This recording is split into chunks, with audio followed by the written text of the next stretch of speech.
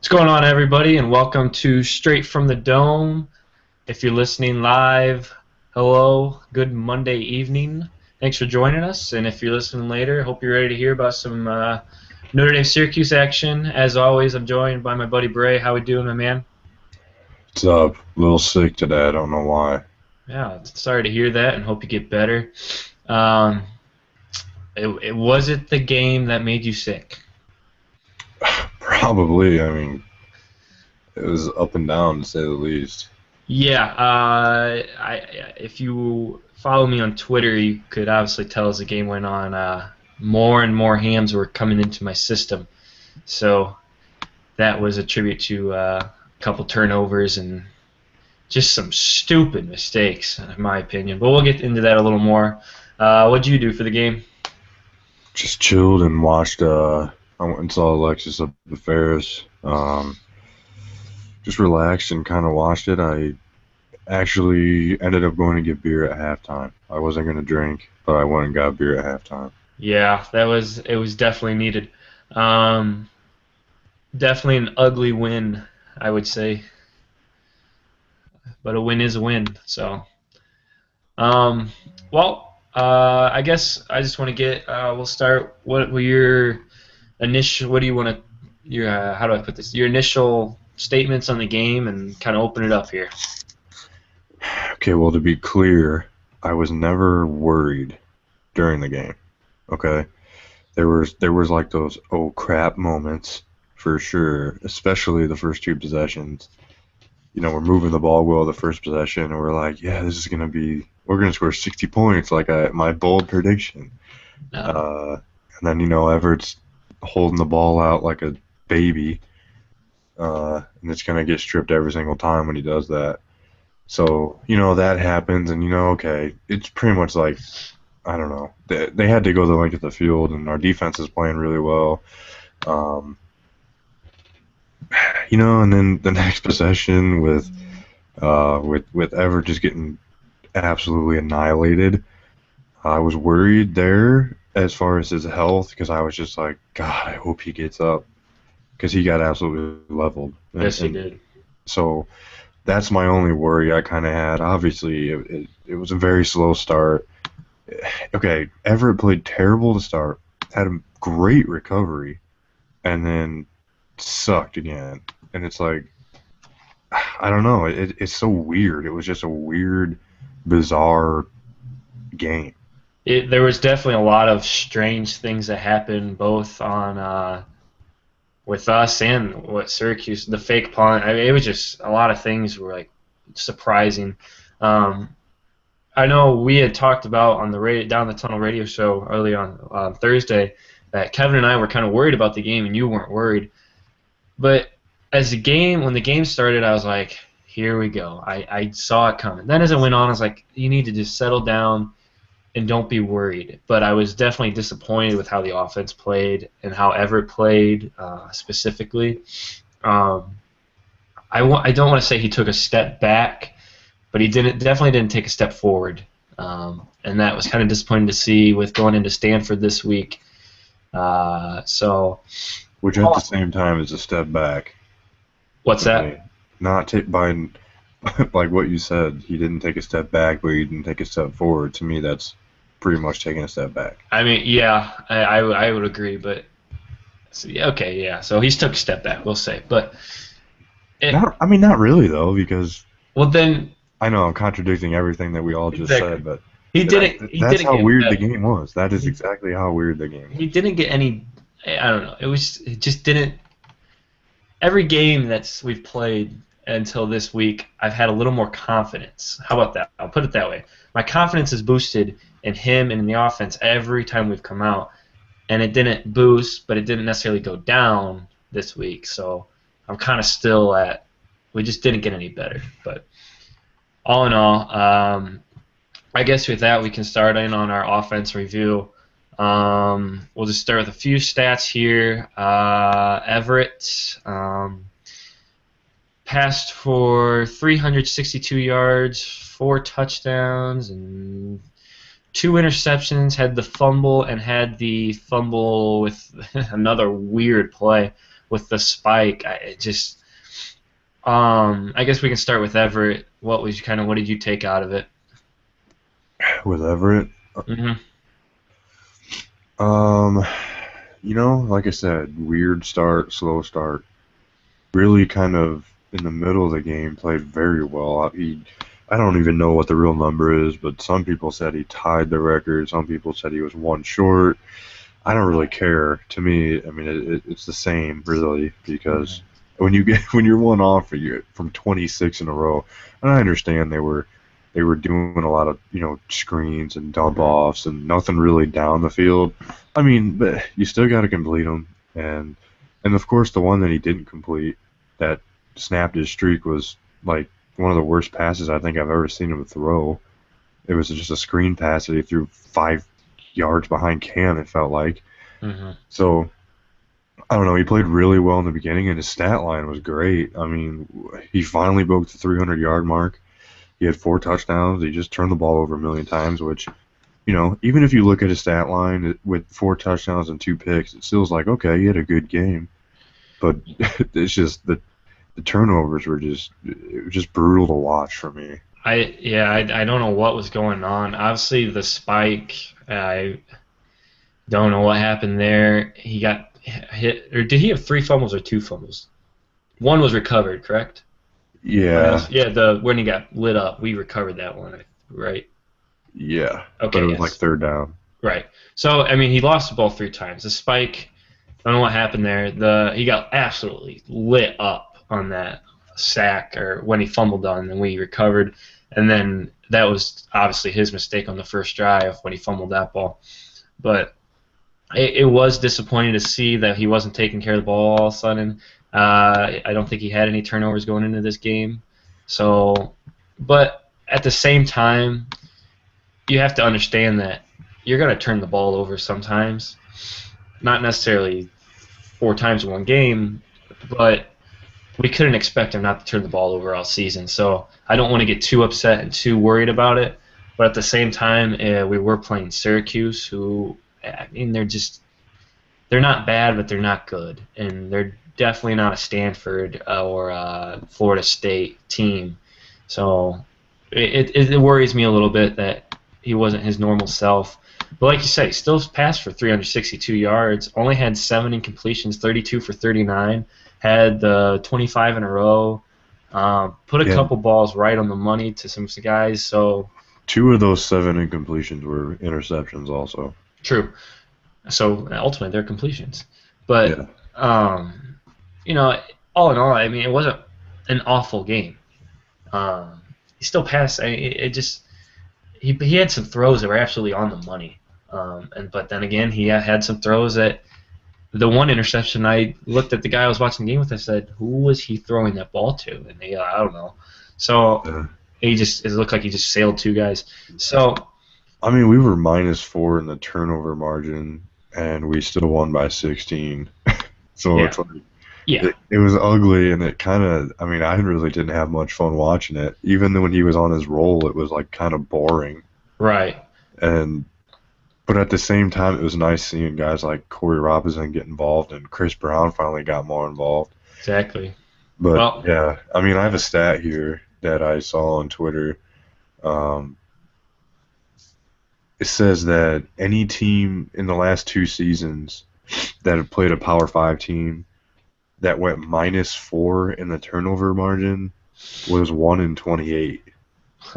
So I don't know how, like literally, that game was, and Syracuse is probably the only team on our schedule that we could do that and win. So and we won by 16.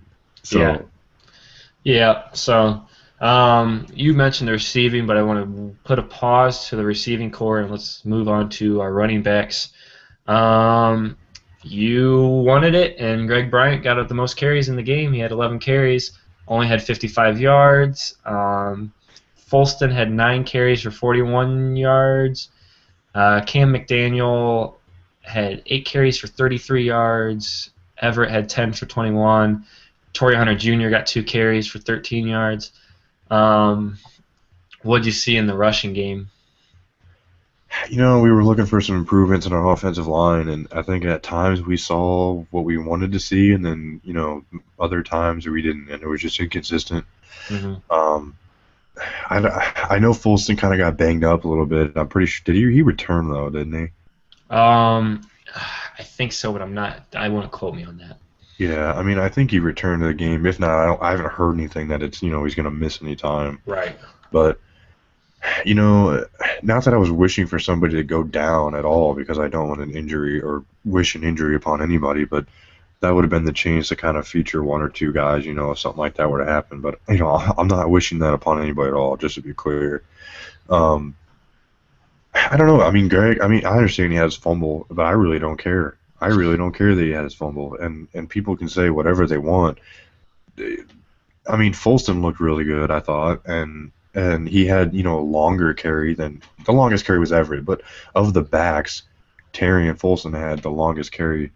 You know, 14 yards. Yeah. yeah, 14 yards, and Brian only had 9, but he must have had like 3 9-yard runs because it felt like he was having a little bit more consistent success. I mean, Greg Bryan averaged 5 yards a carry. I Hmm. mean, he's done that all year. So Hmm. to me, it just I don't even care that he fumbled. Like I said, it doesn't bother me because he's finally got the ball and he's going to make a play. And it was a game that everybody seemed to be turning the ball over. Nobody could catch a ball. Riggs couldn't catch a punt. He had that drop and went out of bounds, thank God. And Hmm. and everybody was Butterfingers for some reason. But Yeah. Or go ahead. Sorry. Didn't no, mean go ahead. I just, I mean, you've been.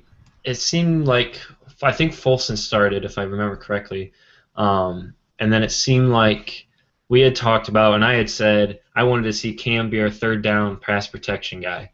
It seemed like that's what we had him doing, and we even got him. We talked on the Down the Tunnel radio show.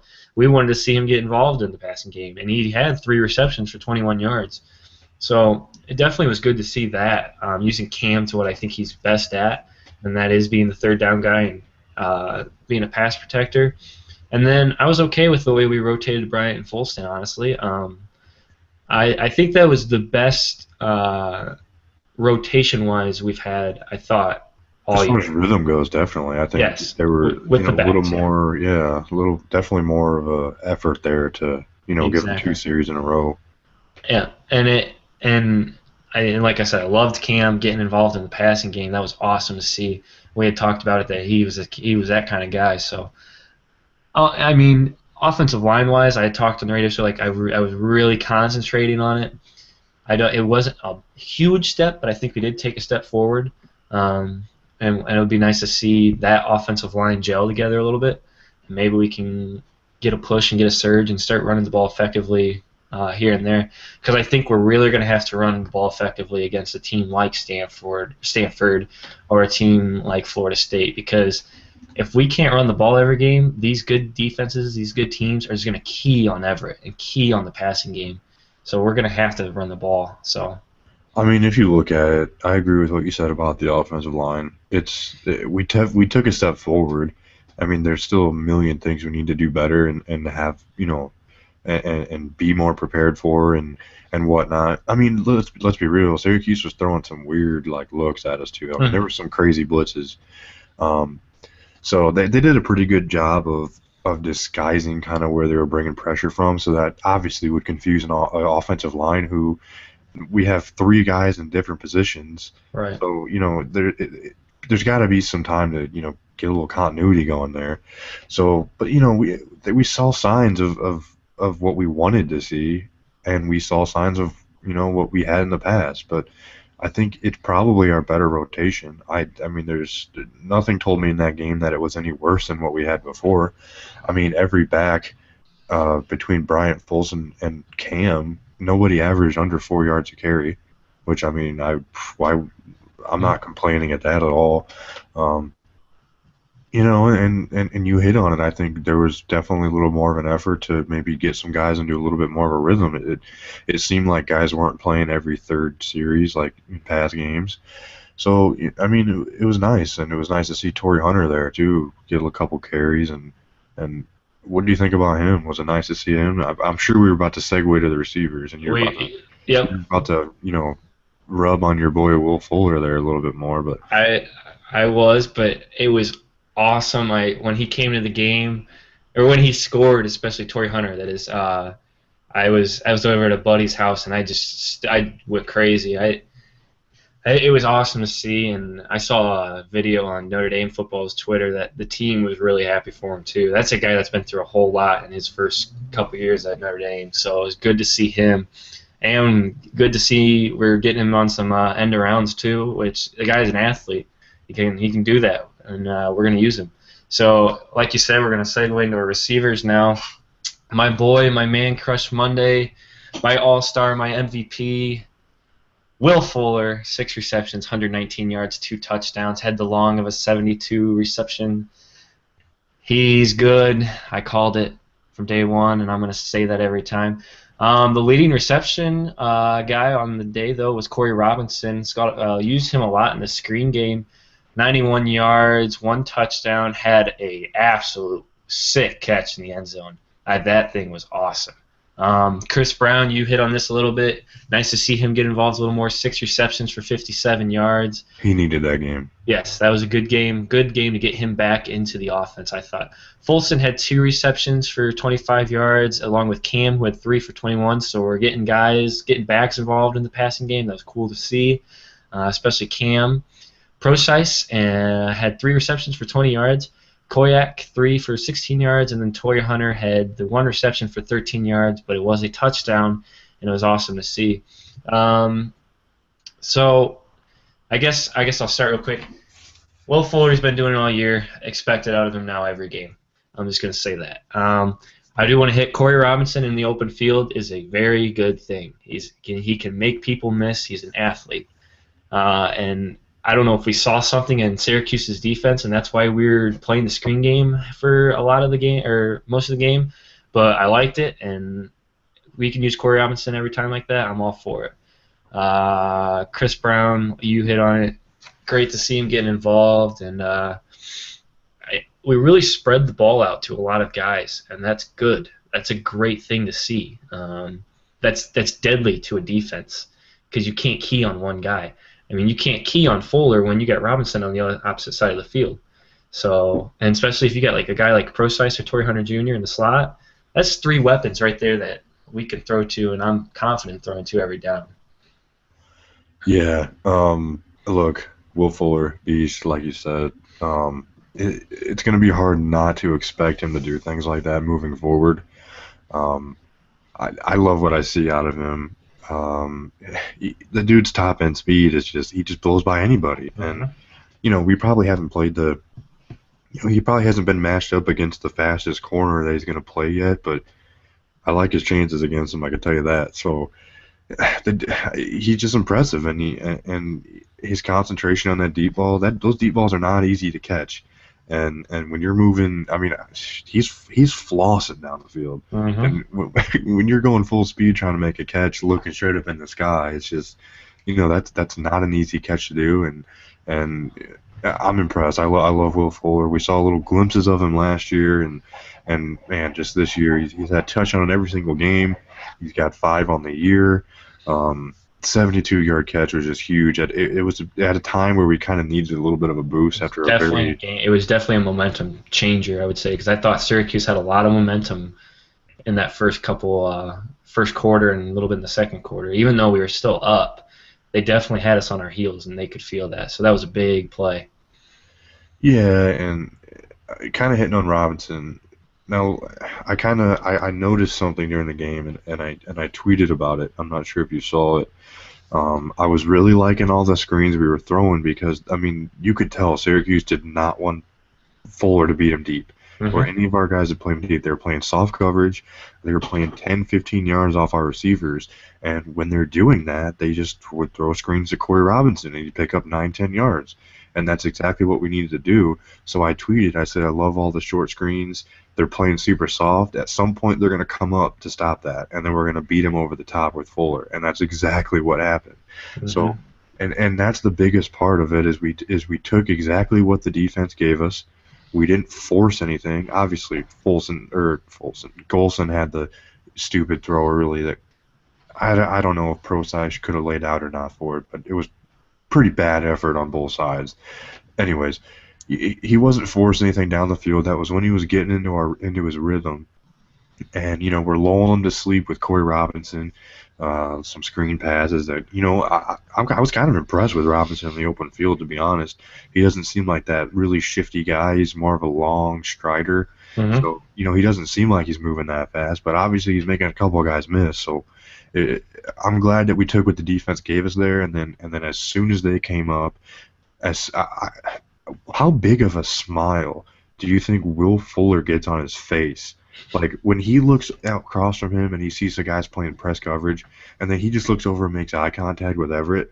Like, do you think like what do you think happens there? Like it's like ice cream buffet or something. Like they're just they have to have the biggest smiles on their faces because they know it's just going to be too easy from here. You know, It's like so it's like when I open a fresh rack of hams. yeah, hams, which is camel urine. It's great stuff. But anyways, yeah, it was nice seeing. Look, Chris Brown. It was the game he needed. We would like to see it a little bit earlier in the year, but hopefully this gets Chris Brown over his little confidence edge. Um, Obviously, Torrey Hunter's first career catch was a touchdown. He looked athletic in the process. Hmm. And the scary thing about Torrey Hunter is he's nowhere near 100% healthy, and and Brian Kelly's made it clear that he wants to use Torrey Hunter in more than one aspect of our offense, whether that be end arounds, running back. Like we kind of used T.J. Jones last year as a running back, and we had a lot of success with that. I could see him getting a couple carries, little zone read, little sweeps with him. Um, the dude's a freak athlete. Great to finally see him out there on the field. Uh, Made it look easy. I can tell you that his touchdown catch, a nice little shifty spin move he kind of had there, and good to see him, in there and playing well. Right. Yeah. And a question I want to ask you. Obviously, they're the Frozen Five, as they've been referred to, have a chance of maybe coming back this week or next week. If we get DeVaris back, how deadly does that make our receiving core? I mean, depending who we get back, it changes my whole perspective and expectations with the team. If we get Devaris, Ishak, and Kavari back, I mean, we don't lose two games. There's Hmm. no way we lose two games. So, that whole thing is a lot of wishful thinking right now, I guess. Our skill position players, when Daniels gets back or if he gets back, are going to be very, very good. And it's going to be really scary to see because the way that we spread the ball around right now, like you said, you can't just key on Fuller because Robinson will beat you on the other side. Hmm. Or, hey, you have Fuller and Robinson on the same side of the field together at the same time, or whatever combination you would like. So it's just going to make us even more versatile, and we're going to be able to spread the ball around to another just, top wide receiver in the country, Daniels, no doubt. Exactly. And if DeVaris comes back, I mean, you're going to have just the weapons, the options that Golson's going to have to just sling the ball around the field. And if he can do it and effectively, and you know, get on a dime with these receivers and put some balls on the money like he did to Fuller deep, it's going to be fun to watch. So And it's definitely going to open up the run game, too, because exactly. I mean, I don't even. A lot of people are all about running the football, and we need to have a very good balance. I mean, we ran the ball more than we threw the ball, Hmm. so it's like we had 41 rushes, we had 39 pass plays. It's very even, but we ran the ball more than we threw the ball, Right. and somehow Brian Kelly sneaks those carries in there because it doesn't really seem like we had 41 carries, but No. look, you got to have some sort of balance, and I'm not against running the ball at all because of the talent that we have in the backfield. It's something that you want to, you want to utilize that talent, no doubt. But I don't really care if Everett has to throw the ball 50 times a game. I do not care. Like Yeah. as long as we win and the weapons that we have and the way that we're spreading it around. I heard a guy, I listened to quite a few ND podcasts and whatnot, and it was a post game show on the new ND Nation with Irish Tightness, which I love listening to. But a guy called in and said, "Does it seem like our offense is just Golson and Fuller?" That to me just can't, like he thought it was, and to me there's just No. no way. You know, the way he's spreading the ball around. Just look at the stats. I mean, they don't lie. 6'8", Exactly. 6'2", 3.331. There's no guy getting 10 receptions there. So Yeah, and I mean you can look at the receptions on the season, and I understand that Fuller has 25 catches on the year for 344 yards, but he's our number one guy. So obviously he's going to have more. But then you have Robinson at 13, Koyak at 13, Carlisle who missed a whole game at 11, Chris Brown at 10, Procise at 9. So it's like it's very evenly spread around. So it's not two guys, and we're not. I understand a lot of people are saying, "Hey, Golson seems like a ball hog." Well, I mean, he's the best player on the field. He's got to take over every game he plays. I to those people I say, would you rather have the ball in his hands or other guys' hands? So who Copy cares? Reese. It's not it's not basketball where yeah, I'm not even gonna get into that. Um, so all in all, if you had to give the offensive grade as a whole, what would your grade be for the Syracuse game? We played really sloppy turnovers. Um, when you turn the ball over 4 times, well, 5 times, I guess. Yeah, it was 5. Yeah, we had 5 turnovers. When you, it mainly came down to Everett and his lack of protecting the ball. I mean, they still didn't play bad. They had glimpses of brilliance and very balanced overall game. Had over 500 total yards of offense, even with 5 turnovers. And I mean, I could still give them like a B. I mean, no, I mean, without those turnovers, we score 60 points, like I said. Hmm. So I understand without the turnovers, but I mean, think of it. We turned the ball over quite a few times deep in our own, like in their territory, about like pretty red zone-ish. Hmm. So I mean, yeah, it is what it is. It was. See, like I don't even really know what to say because like I can't even think in my head exactly like what was going on because it just felt weird to me the entire time I was watching it. Like I was trying to tweet during it and like I couldn't even think to like tweet during the game because I just felt weird watching it. And it was just a weird, chain of events that was going on to me. And Yeah. I would say I'd give him a C plus just because of the 5 turnovers, and I think 2 of them probably could have been prevented very easily. Everett tucks the ball and doesn't hold the ball out. That's not a fumble. Um, and I think his interception was. I don't think he should have thrown that ball, or one of the interceptions. But so I'm going to go C plus because we still, I mean, passed for 362 yards and ran for 161. So it wasn't like we had lack of production. So And you have to like that, Everett settled down. He took care of business as the game went on. yeah, Had a very, very, very solid stretch of completion, obviously. But he played well during that middle stretch of the game, and he took what the defense gave him, and that's what you want to see at a time like that when he's turning the ball over, not playing well. He didn't just keep forcing the ball. He mhm, took exactly what the defense gave him, and you have to think like Brian Kelly called a great game from that point because he yeah, saw everybody playing off their defensive backs. We were throwing the quick screens. We were getting 9, 10 yards, and when they came up, we beat them deep. And Brian Kelly did well in the play calling there in that situation, how Everett was playing, and it was good to see that Everett didn't keep forcing it. He took what they were giving him, and then beat him deep when they played press coverage. So and one thing I noticed was after I can't remember which drive it was.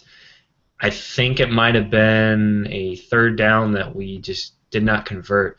Everett came over the sidelines and they showed Brian Kelly on his knees, and as Everett was sitting on the bench, just calmly talking to him. We've seen in the past that Brian would be red faced, and that became notorious with the quarterbacks. He'd come over and just it would be, but he would blow up. And I don't know what happened in that conversation, but I liked that he was. I think he settled him down, and I think that's what happened in that conversation. I could be wrong, but definitely saw a different Everett after that conversation when he went on his roll, and then so definitely I thought Brian Kelly handled that very effectively and called a great game.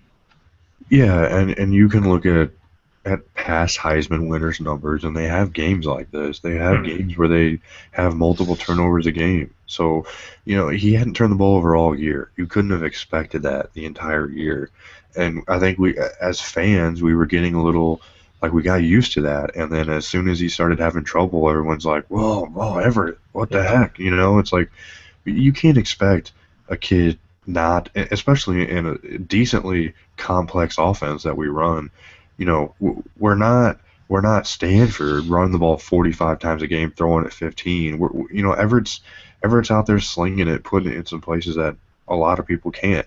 So you can't expect him to go the entire year without turning the ball over. And he had a bad game. It happens, and you can take away from his Heisman if you like, but he still had a great statistical game, and the most important thing is that he bounced back after having a very poor start. So I mean that's the most important thing to me. He knows he's good. Brian Kelly knows he's good. Who cares? He had a bad game. Like get Mhm. off of him. Absolutely. So, all right. Well, let's move on to the defense. Syracuse, we gave up 294 passing yards to Terrell Hunt in Syracuse, 135 rushing yards. They had a lot of guys carry the ball for them. So we only gave up, what was it, 16 or 15 points. So, and I thought when the offense was struggling, it was great to see that the defense wasn't giving up. It was they were keeping us in the game, or keeping the game at a standstill. And I thought we played well, really well again. I didn't see anything that jumped out at me and said, "Oh no." Matthias had a nice interception late in the game. I believe it was third quarter, maybe. Yep. So I thought really the defense played well again, and I think Brian Van Gorder's really got that defense clicking in all cylinders right now. And that's really great to see going into Stanford and the tough part of the schedule we have going on here. And I understand we have not played a top 20, 25 caliber offense yet, but at the same time, we still play to some quality opponents. So, and Terrell Hunt is an athlete. He's not a bad quarterback by any means, No, and not at all. we held him in check pretty well. So that's what I kind of took out of the defense, and it was great to see again. Anything you took out of watching defense? Well, obviously, our offense didn't do our defense any favors at all with those turnovers. I mean, we gave up 429 yards of total offense to them, which is, decently high for them not being, that great of a team. But like you said, Terrell Hunt is a very solid quarterback, and he's gonna make plays all year through the rest of his career. But you also have to think they had the ball four more times than we did with that turnover margin. So, there's gonna be a little disparity there. The bottom line is, we gave up 15 points, but one was a pick six that our defense didn't really give up. Mm-hmm. So, you know, our defense played extremely well, like they have all year, and it's good to see because, when Everett turned the ball over a couple times, or when Greg Bryant fumbled, I didn't sit there and was like, God, our defense can't hold anybody. So Right. there's no way. Like when they had that happen, it's just like, okay, I mean, our defense is playing lights out. So it's something that in a game like that, our defense played well when we had bad turnovers, and I don't know if they kept us in the game, but they definitely made it so that it wasn't as lopsided as it possibly could have been. Because I mean, all they have to do is score on two of those turnovers, and it's a totally different ballgame, no Mm-hmm. doubt. So Absolutely. they came in where they needed to and made plays, and that's kind of what I took away from it, I guess. All right. Yeah, I mean, there's just not a whole lot to say about the defense because they've done it every game now. And I went out on the limb and the down the tunnel radio show and said we'll shut them out. That was my bold prediction. Obviously, we still gave up 15 points, but I mean, if we keep giving up less than 20 points every game, we're going to win a lot of football games. So, um, Yeah, no doubt, and like I said. I mean, when they have the ball four more times, and they only score, well, they had the pick six and they scored 15 points. So, I mean, what did we give up? Nine, uh, 8? I yeah, don't know. I can't do math. I mean, yeah. we went to Gymtown. I don't know. How many points did we give up? Ooh, what do you ask? I'm lost. 7, I guess, because Hunt had the only offensive touchdown. Yeah, 7 points. We gave up 7 points. Okay, yeah, you're right. So our scoring defense is, I believe, in the top 3 nationally, Right. and they're playing well. I mean, that's just the bottom line. That's all you can say. As far as an individual player, to me, I can't believe that the strides that Matthias Farley has taken this year. He is, he kind of had the last year. He had a little down year. He didn't seem to be confident. He wasn't the same player that he was in 2012, and he moved positions like 8 million times. It feels like. So, man, he's comfortable now in whatever scheme that he's in, and it's nice to see him play well because he's got a little swag to him. When he gets going, it seems like it's a little contagious. So Like that whole guys. that whole Yeah, defense got a little swag to them. And like yeah, we talked about that after the first game. Like there's just a swagger. There's a feeling about that defense that you're just not going to score on us, and we're yeah. going to let you And know about it. speed, man. That our team speed on defense is just unlike anything we've seen in recent years at all. So, Absolutely. like I said, I'd love seeing Matthias Farley play well. He's really stepping into his role, and he's an impact player. And when he gets going, he gets other people fired up. Right. And I was impressed. I mean, anybody else to you stand out? I mean, definitely Matthias, and really Jalen Smith's been doing it all year. Joe Schmidt's been doing it all year. So, I mean, I don't want to say any certain person stood out because they're all playing well right now. I thought so. All in all, I mean, defense, I got to give them A minus, and I'm only giving them A minus because I don't think there's an A plus unless you shut them out. So Yeah, you're weird about your grades. yeah, if I ever become a teacher, you would not want to have me because I don't believe in A pluses. Like, I feel like I'd be an awesome teacher because I'd just be like, hey, you show up and we talk. Hey, it'll be a math class. I'm like, if you're a Michigan fan, you just let me roast you all day. It's like I'll just give you an A. I'll give a uh, Michigan fan an A if he lets me roast him all day. you would be like my sixth grade teacher. I won't throw any names out there, but um, we would watch like Hoosiers or radio every Friday instead of doing English homework. So I could say the movie Hoosiers without even blinking. I could do every word in that movie. Who does the last name rhyme with, or what does it Um, rhyme with? Tree, and there's a law in between that. Sorry, Matt LaFree, if you're watching. You're a great Wow. Okay, well, teacher. you just name Uh, dropped. You just he's name not dropped gonna now. watch. He's not watching. He's a Purdue guy, so he probably don't even pay attention to college football anymore. What do you mean? Everybody watches this. Oh yeah. Okay, you're right. All right. Well, you know what? We're sitting here and we've kind of been a little sour because of this game, but it could be a whole lot worse. You know what we could be? We could be Michigan fans. Brady Hoke, my man, has a lot of problems going on over there. And yes, we might be a Notre Dame football podcast, but every time that Michigan loses, we're going to sit here and have some fun with it. Now, Brady Hoke's a Ball State man, so I kind of like him a little bit, just because Dude, he's a Cardinal at heart. Hey, Ball State's what got him started. Yeah, and I think he graduated from Ball State too. But the guy that throws a quarterback out there that has a borderline concussion, I that I think he kind of sold his job right there. There's no doubt. If he makes it through the season, I'll be pretty surprised. If he made it to next year, I wouldn't. I don't even know what I would think. So I know you got a lot. I want to say something about Michigan, so I'll let you go here. nah, okay, this is not me defending Brady Hoke in any way. It's more of me defending, I don't know, maybe his just thought process, hopefully, and what every person's thought process should be, I would hope, as far as throwing somebody in the game with a concussion or, an injury. Uh, I watched his press conference today because I heard it was an absolute dumpster fire, and it was. It was. If you have not watched that presser, you need to watch it because Hoke was fired up, and those reporters were asking him some pretty solid questions. So if you haven't watched that, you definitely need to tune into that. They drilled him about Morris and his concussion.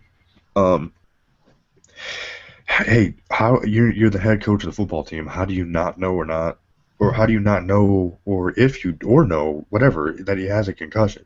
So Hmm. and he's always like, well, we have a team of professional medical staff or whatever he said. He said some weird like politically correct term, and Yeah. I'm sitting there like, dude, come on, you are the head coach of your football team. At some point, that message has to be relayed to you because he can't go back in the game at that point. Now, like I said, I'm not defending him, but he claimed today that nobody told him he had a concussion and that they practiced on Sunday yesterday, and he said Morris only didn't practice because of his high ankle sprain, so not because of a concussion. So look, I'm going to give him the benefit of the doubt that he was not concussed because I would hope, I don't care who it is. Like, I hate Michigan, but I don't want any player to get hurt because Yeah. just I'm a human being. So uh, I'm going to give him the benefit of the doubt that he did not put a player, a student athlete in the game that was had a concussion or a significant head. Yeah, and I had a concussion my junior year in basketball, and I think if he had had a concussion, he wouldn't have even probably known where he was at or been even somewhat into that game. Um, that's maybe mine was worse than some other people's, but when I had my concussion, I took it in a basketball game. I tried to take a charge and slammed my head into the ground or the court, and I got up and I started rocking the wrong way. It was a free throw because I got called for a block. I didn't take the charge, and I was on my knees on like the lineup in the free throw, and finally I just sat down and Yurko came out and I couldn't even tell you what happened after that because I don't remember, but it's definitely nothing to play with. I'll say that, but it seemed like though I was watching that game, Shane Morris could barely walk. Yeah, he hit on that in the press conference too. He said because a reporter asked, well, I mean, he stumbled and had to use an offensive lineman to to stay on his feet, and he said that was because of his ankle injury. Well, I figured it was because of his ankle, but why would you still throw him out there if it's his ankle? I mean, See, that's the point that other people have, but I'm less worried about throwing a kid out there with an ankle injury than a head injury. So I'm not defending Hoke, like I said. I'm defending the humanity behind it. right? Okay. No, So look, no. there's plenty more we can get into about Michigan as far as how terrible they're playing. Look, I let's be honest here. Uh, they have way better talent than their record. I mean, there's no doubt about that. yeah. He's had top 15 classes every single year that he's been there. He just can't develop his players, and it's a massive dumpster fire. And now I think this is kind of being made a bigger deal than what it is because that they're 2-3. Um, it's really kind of fun to watch, and I kind of hope he keeps his job forever because I won't ever want to see them win another football game. I don't care if it makes us look bad that we only beat them 31-0. Because now, as a Notre Dame fan, going back and looking at that game that we just absolutely Yeah, pooped on them, it doesn't look like anything now. Like no, that's what we but were supposed to do. Now imagine if we only won by 3 at home. exactly, yeah. Well, I will say to Michigan, Charlie Weiss is available, so if you need a coach, he's all yours. Yeah, either Hoke or Charlie Weiss could be their coach forever, and I would just love How it. how funny is it that now Notre Dame and both Kansas University are paying Charlie Weiss to not coach their football teams? Dude, that dude has just mastered the art of screwing universities out of He is money. making money, and he doesn't even have to do a single thing now.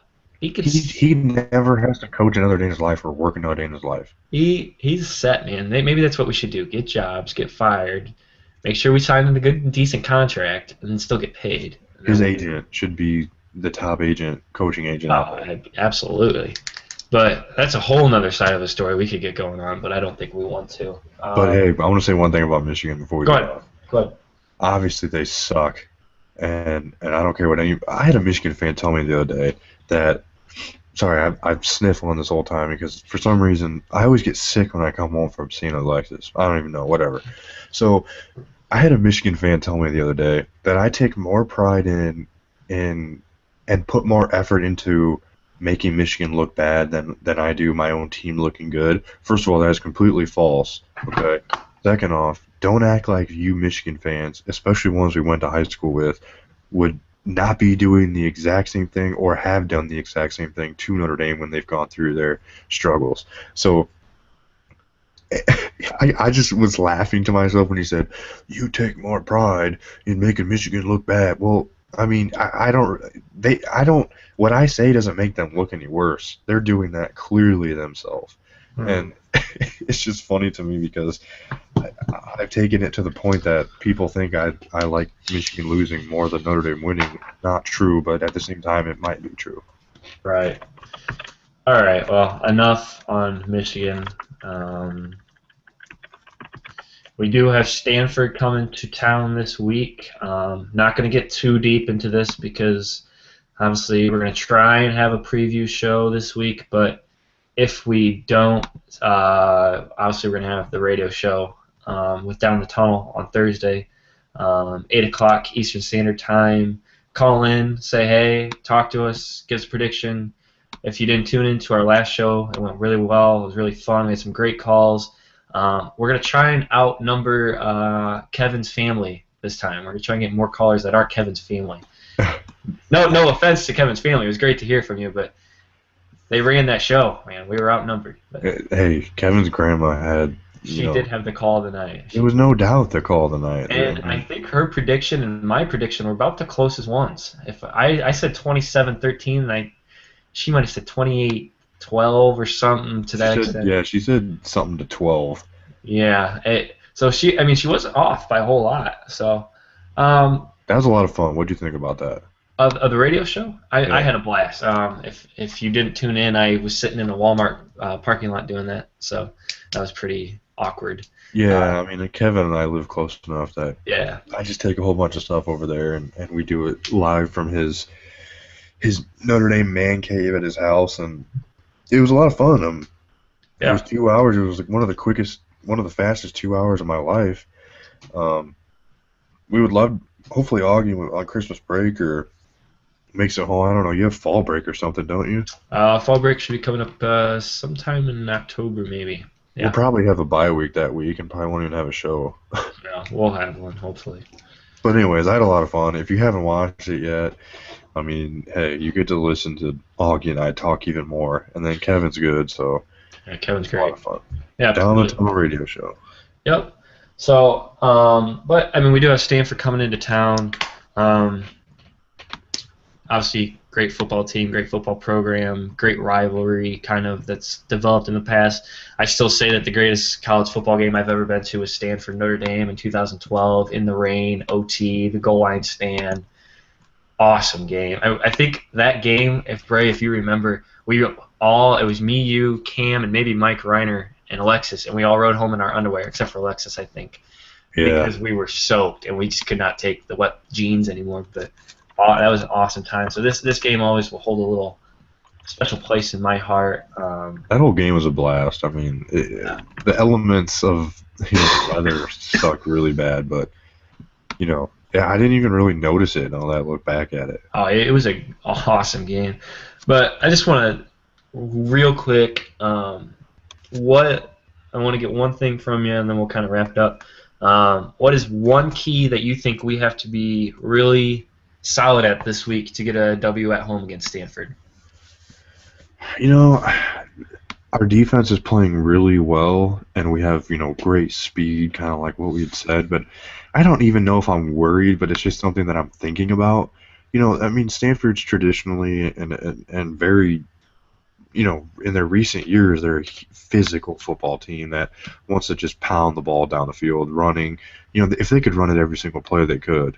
So big offensive linemen, physical line. They're trying to control the line of scrimmage, and like I said, I don't know if I'm worried because I don't really think I am. I'm just thinking it has me thinking that I think our speed could really work well, but at the same time, those are some smaller guys that I'm hopefully, that doesn't kind of pose a problem for us.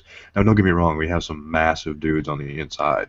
Jerron Jones, Daniel Cage, those are some of the biggest guys that we've ever had.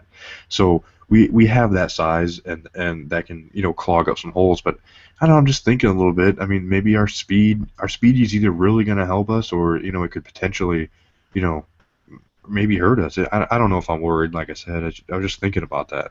Yeah, I mean Stanford's definitely a physical football team. They do rush the ball very well, and Kevin Hogan is no pushover either. But I wouldn't say I'm worried about this week. I mean, obviously there's a little worry because it's Stanford and it's going to be a good game, I think. So I'm really pumped to watch it, and all I mean, right, let's be honest. That it's the worst Stanford team we've played in 3 years. That's for yeah, sure. no, there's no doubt about it. But it's still probably the best team we've played so far this year. I won't even doubt that. Oh yeah. So. All right. Well, any closing thoughts on the Syracuse game on this week? On what you got? No, I mean, it was sloppy. We made it through -4 turnover margin. We made it through, and we still won by 16. And like we have all said the entire time, none of us were worried during the game. We never. It's not like we were Florida State down 24-7 or whatever they were down, and it's like, oh my God, like we need a miracle. So even with those terrible turnover and the turnover margin not in our favor at all, we took care of business. We won, still won decisively. We dropped a spot in the AP poll. How do we drop a spot in the AP poll and Florida State does not move at all after barely being NC State on the road? Them and like Texas A&M. I don't know. I try not to get too wrapped up in the rankings just because ultimately they don't mean much until week 9, 10, Yeah, 11, and if you 12. hitting on those rankings, if you do what you're supposed to do, things always take care of Exactly. themselves. Right. Right. So. Yeah, no other closing thoughts. We kind of hit everything. I guess, hey, I mean, I want to do a preview show for this weekend, and we missed it last week because of, we put a lot of time into that first show of the Down the Tunnel radio show. We kind of sacrificed our personal, show here, which I don't really want to do again. Not that I regret it, but I like doing this with just you and I. Mm-hmm. I want to play some pick'em for sure this week, and we'll do double the pick'em since we missed out last Yeah, we week. did have a little bye week and pick 'em last week. That was my fault. I forgot to even think about it and get that going. So yeah, definitely gonna try and get a preview show. We'll work something out and we'll get it done. I mean, whether it be Thursday earlier in the day or, I mean, it can be Right. Friday. I mean, think about it. There's a lot of people coming to town. I mean, they could listen to it on their flights in Friday. I mean, Absolutely. we'll throw something out there for sure. For sure. So with that, I got no really closing remarks on the Syracuse game. It was ugly. Win is a win though. We're 4-0 now, so definitely where we want to be at this point in the season. So just want to say, check us out on our Podbean if you want the audio cast. From the Dome 1842 .podbean.com. Follow us on Twitter. We're almost to 100 followers. At From the Dome 1842. Like us on Facebook. That's just straight from the Dome. And check us out on the Down the Tunnel radio show, 8 o'clock Eastern Standard Time on Thursday. We will tweet out the number to call on Thursday. And make sure you give us a prediction and tell us what you think about the Irish going into this week against Stanford. So with that, I got nothing else unless you got anything, Bray. We're also on YouTube. Yes. We kind of stopped promoting that because we noticed. I mean, we have over 330 listens on our Podbean on only 7 episodes. Well, this will be 8, but through 7 episodes, we have over 330 listens, and our YouTube is getting like 10 views. It was getting close to 30 or 40. So we kind of stopped promoting that once we got on there because, I mean, it just seems like a lot of people would prefer that, which is fine with me. I really don't care. But don't forget, we are here. If one day you're just bored and you're on your computer and you just want to see these mugs, and come take a look because, I mean, we are some of the best looking guys on radio. We have faces for more than radio, that's for sure. Hey, I'm gunning for that ESPN job, baby. So, with that being said, check us out on Thursday on the Down the Tunnel radio show. Look for our preview show this week. And as always, go Irish. Go Irish.